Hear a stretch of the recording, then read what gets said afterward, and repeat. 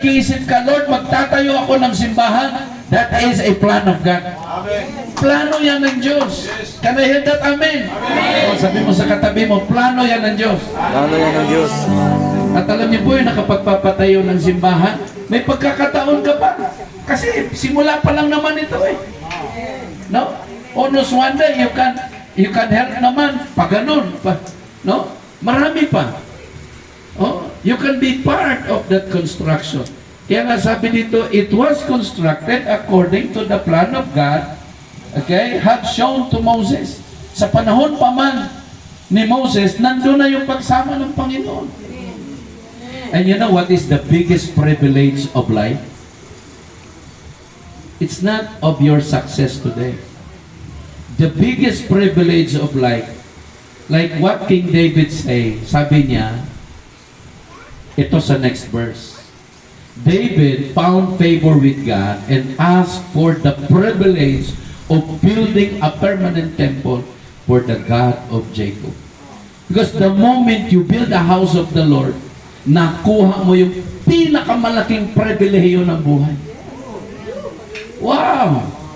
Sinong gusto ng privilege? Yes. You know, every one of us wants a privilege in life.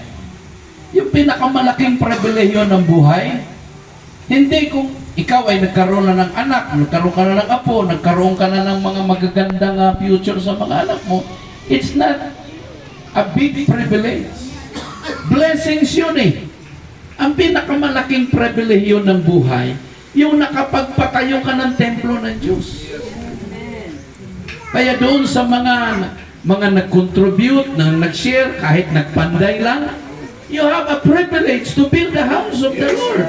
Kahit yung mga nagmaso dyan, yung mga nagpala dyan, yung mga nagpakain, nagbigay ng tubig, you are part of that contribution. You are part of that privilege. Can I hear that? Amen? Amen. Oh, di mas lalo siguro kung yung mga, di ba, ginto mo, senior mo pa.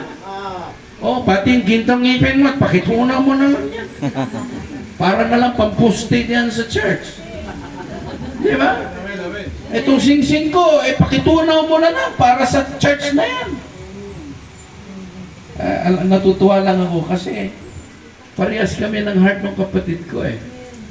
God blessed me a property in Manila, and the portion of that property I also donated to the church. Binigay ko talaga. And I challenge all the people to bless the church. One day, nagkaroon kami ng tinatawag na jewelry offering. Jewelry offering, lahat ng mga jewelry, yung mga hikaw, yung mga sing-sing, yung mga necklace, yung mga bracelet, pinag-o-offering namin. Bagamat masakit. Sabi nga nung isang nag-offering Panginoon Diyos ko, total naman itong sing-sing na ito, laging na lang sa pawn shop ito. At dahil pang-emergency ko itong sing-sing na ito, dahil sasanla ko, dahil may sakit yung anak ko, ay ibigay ko na ito sa Panginoon. At dinideklara ko na wala na sa mga anak ko magkasakit. Wala na nga nagkasakit. Wow.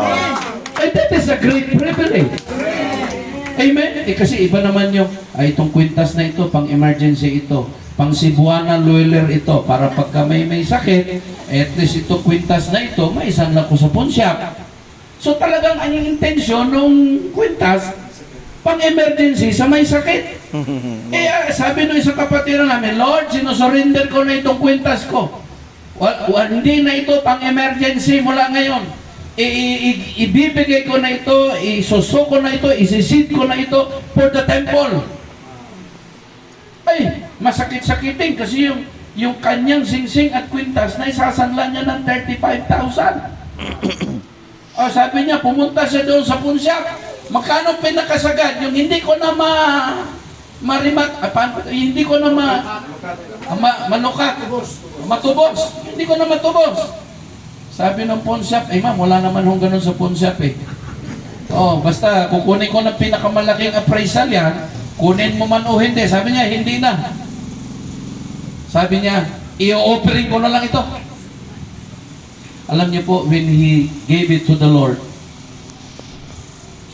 ginawa niya yung pinakamalaking privilege of building a permanent temple for the God of Jacob. Hindi naman siguro ito binild na kinontrata mo ang Diyos na Lord, after 10 years, ano na ito ha? Hindi na ito church. Hindi ho ganun.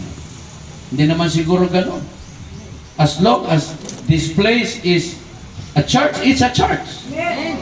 It's a place of worship. Parang kung pinagamit. Kasi pag may isang bagay kang pinagagamit para sa Panginoon, talaga para sa Panginoon na yan. Walang bawian. Sabihin mo sa katabi mo, walang bawian. Walang bawian. Para kay Lord na talaga yan. Oo. Kaya dapat